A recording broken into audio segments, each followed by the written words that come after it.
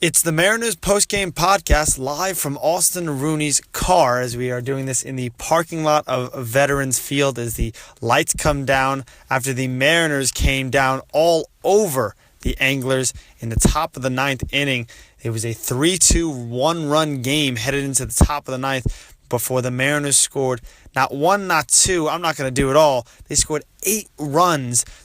That would put the Anglers away for good by a final score of 11-2. It seemed like everything that could go right went right for the Mariners, particularly in the top of the ninth frame, Austin. Absolutely. There were a couple of guys who were struggling who really got key hits tonight in that ninth inning. It was Matt Bierling who put together a 2 RBI single and later scored in the ninth inning, along with Dwanye Williams-Sutton, who put together a big double to lead off as far as the second batter in the ninth inning, who later came in to score. I was talking to Williams-Sutton after the game, and he was telling me that, it's great to get these base hits because he was on board a few times tonight, and he said it felt really, really good because he was struggling, and he was telling me, look, there's definitely the transition between that wood and metal bat, and he hasn't really used the wood much so far, and I feel like that could be a contributing factor. So, of course, as we go forward, he's getting more used to these wooden bats, and I'm sure we're going to see continued production out of him, which is really great to see him break out tonight with a big game.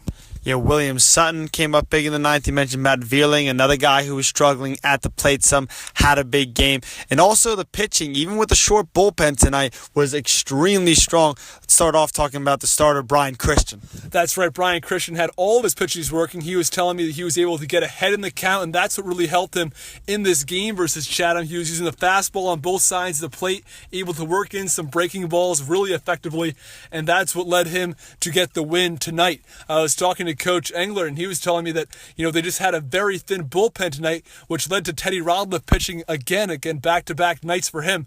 And he said, he wanted to go right back out there and pitch again tonight, and with the thin bullpen, they were able to do so. And again, big 6 innings from Brian Christian there, so that the bullpen didn't have too much work to do tonight.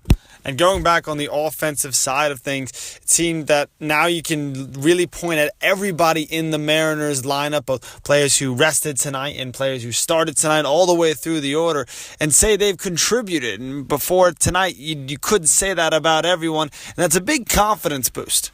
I think that's exactly right. Again, kind of touching back on the Matt Bierling and Dwanye Williams-Sutton points there as they came through with some big-time hits here in the ninth inning that, again, driving in batters and giving them extra base hits here, again, in Williams-Sutton's case there. And I think it's just really, really important because a lot of baseball is confidence and a lot of it is mental as well, of course, and we see that here.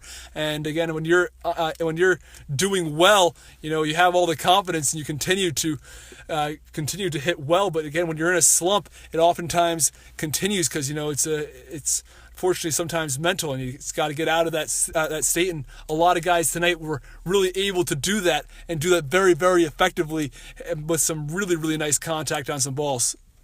The Mariners came to this one 0-3 in games decided by 2 runs or less. We thought we were going to head for another game like that. That would not be the case. The Mariners take this one by a final of 11 runs to 2 to go 2-1 on their 3-game road trip. They are back at it tomorrow night at home at White House Field, where they'll take on the Orleans Firebirds, a 5:30 first pitch. Austin and I, of course, will be on the call for that one. Until then, saying so long.